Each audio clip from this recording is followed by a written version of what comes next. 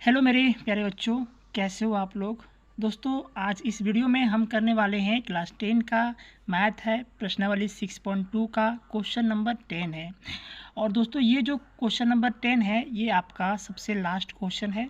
इसके पीछे जितने सारे क्वेश्चन थे उसको हमने सॉल्व करके रख दिया हूँ, आप उसको भी जाके डिस्क्रिप्शन बॉक्स में देख सकते हैं। देखो भाई, इस क्वेश्चन में हमें दिया क्या गया उसे देख लेते हैं। क्या दिया गया पढ़ लेते हैं एक बार इसका स्टेटमेंट। हम लिखा गया यहाँ से कि द डायगनल्स ऑफ क्वाड्रिलेटरल, एक क्वाड्रिलेटरल का जो डायगनल्स है ए बी सी डी, क्या यहाँ से एक क्वाड्रिलेटरल दिया गया है, इंटरसेक्ट कर रहा है each other at the point O such that A O upon B O equal होगा C O upon D O. Show करने के लिए बोला जा रहा है यहाँ से हमें कि ए बी सी डी एक ट्रेपीजियम है। ठीक है, ये हमें क्वेश्चन हमें सॉल्व करने के लिए बोला जा रहा है। तो भाई सबसे पहले हम ये समझ लेते हैं कि ट्रेपीजियम होता क्या है। मतलब जिसका अपोजिट साइड्स, एक साइड क्या हो, पैरेलल हो, उसको हम क्या कहते हैं भाई, उसको हम कहते हैं ट्रेपीजियम। यानी ए बी को अगर हम पैरेलल दिखा दें डी सी के, इसका मतलब क्या है, इसको हम कह सकते हैं कि ए बी सी डी क्या है, एक ट्रेपीजियम है। ठीक है, तो सबसे पहले हम क्या करें, क्वेश्चन नंबर जिस तरह हमने 9 सॉल्व किया था सेम दोस्तों यहाँ पे उसी तरह में करना पड़ेगा। आपको एक कंस्ट्रक्शन करना पड़ेगा, और एक कंस्ट्रक्शन क्या करना पड़ेगा, यहाँ से आपको एक लाइन ड्रॉ करनी होगी ऐसे। ठीक है, और इस पॉइंट का नाम दे देना है आपको ई। ओके, अब देखो अब क्या करना है। अब हम इसे सॉल्व करते हैं। जो हमें क्वेश्चन में दिया गया है उसे हम लिख लेते हैं, क्योंकि दोस्तों लिखने से ही क्वेश्चन में आपको अच्छे मार्क्स मिलने वाले हैं। ठीक है, तो गिवन आपको छोड़ना नहीं है। गिवन क्या दिया गया है, इन क्वाड्रिलेटरल, आपको पूरा लिखना है। ठीक है,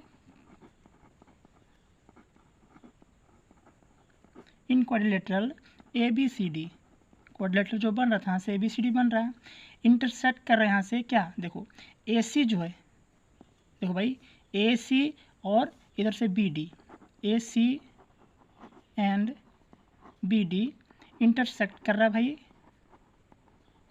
इंटरसेक्ट कर रहा है एट ओ पर। दोनों जो इंटरसेक्ट कर रहा है एक दूसरे को जो काट रहा है उस किस पॉइंट पर काट रहा है, तो वो पॉइंट पर काट रहा है।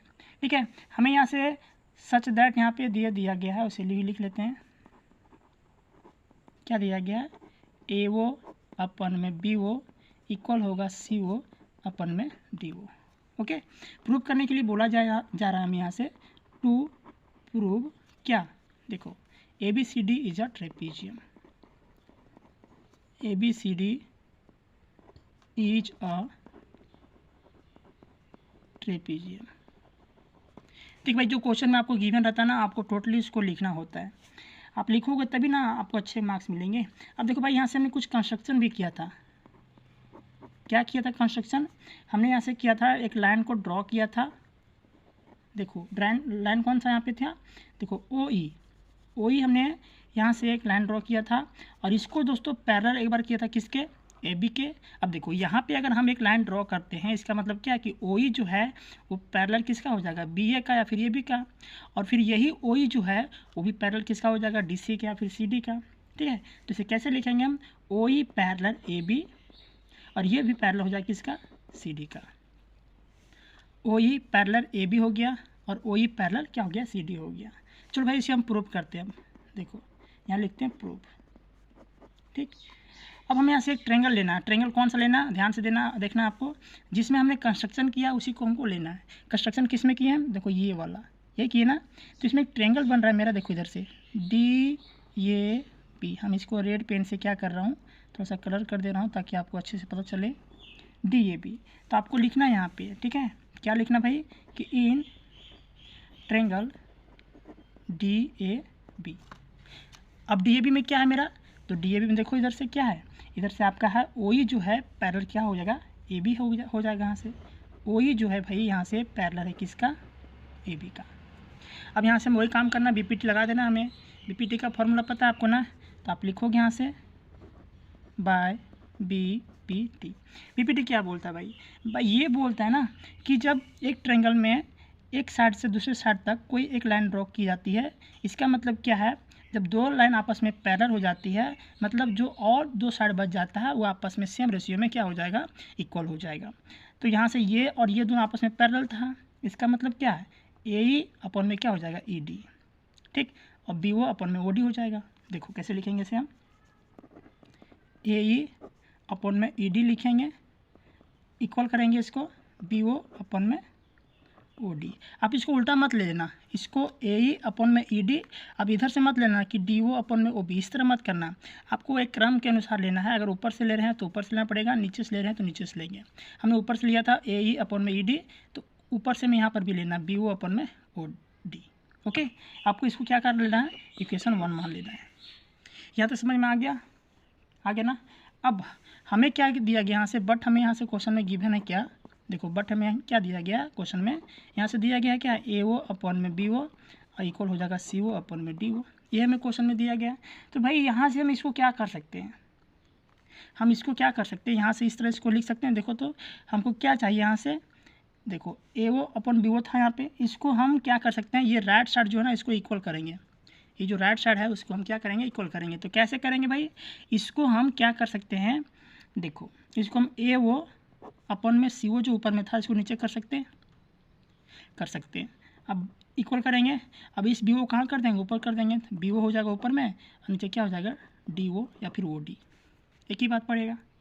ठीक है, हमने क्या किया, क्रॉस वाले को नीचे से ऊपर कर दिया, ऊपर से नीचे कर दिया, ऊपर ला सेम रहा, ए ओ रहने दिए, इस सी ओ को हम नीचे कर दिए। ठीक है, और यहाँ से जो नीचे बी ओ था उसको ऊपर कर दिया, डी ओ को एडजेक्टिव हम रहने दिए।